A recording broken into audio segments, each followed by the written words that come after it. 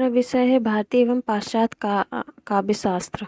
इसमें व्याख्यान करेंगे हम रीति की परिभाषा एवं स्वरूप पर। रीति की परिभाषा। आचार्य वामन ने रीति की परिभाषा देते हुए कहा, विशिष्ट पद रचना रीति, अर्थात विशेष प्रकार की पद रचना को रीति कहते हैं।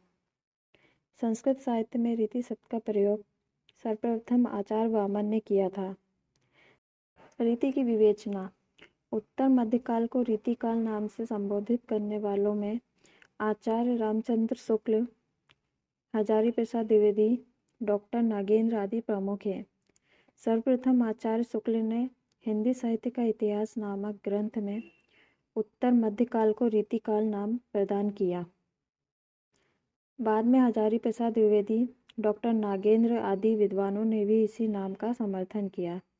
रीतिकाल नामकरण की सार्थकता पर विचार करने से पूर्व रीति शब्द का अर्थ समझ लेना उचित रहेगा। रीति शब्द का सर्वप्रथम प्रयोग 9वीं शताब्दी में आचार्य वामन ने किया। वामन रीति सिद्धांत के प्रतिष्ठापक आचार्य हैं। उन्होंने रीति आत्मा काव्यस्य कहकर रीति को काव्य की आत्मा कहा था।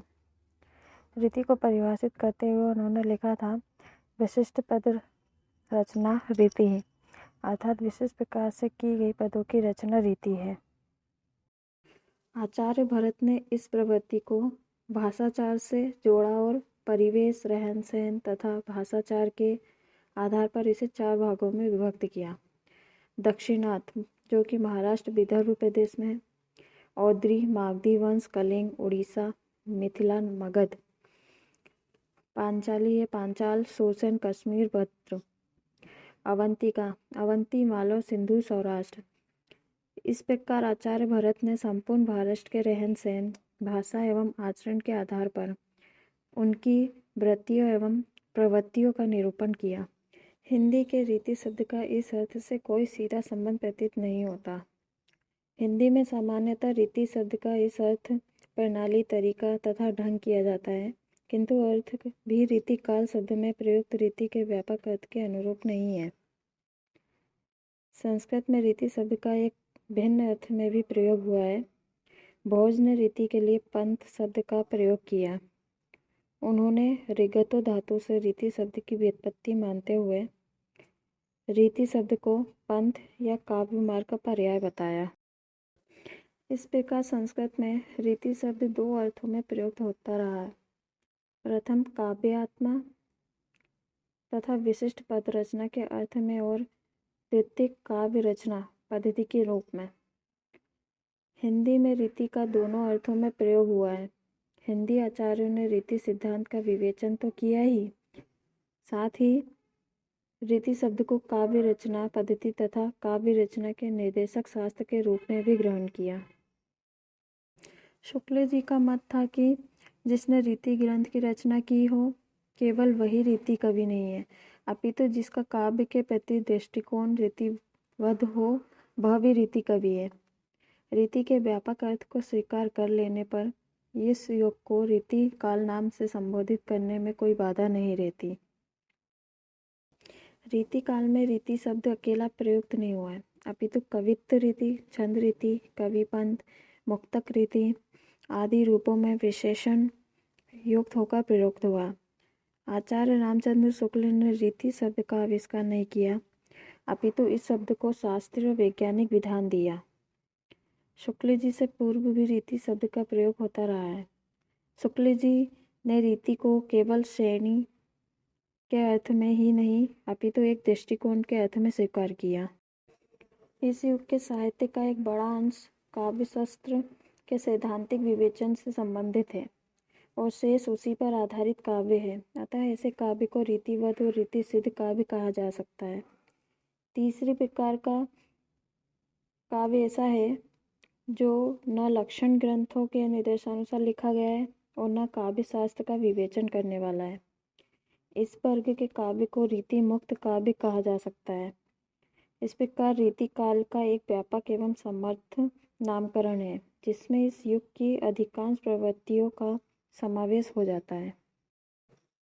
केशव, चिंतामणि, देव आदि का काव्यांग विवेचन रीतिबद्ध धारा का, बिहारी सेनापति आदि का काव्य शास्त्रानुसारूप नायिका वर्णन, अलंकार वर्णन आदि रीति सिद्ध काव्य धारा का तथा घनानंद आलम आदि कवियों का काव्य रीति मुक्त काव्य धारा का प्रतीक है।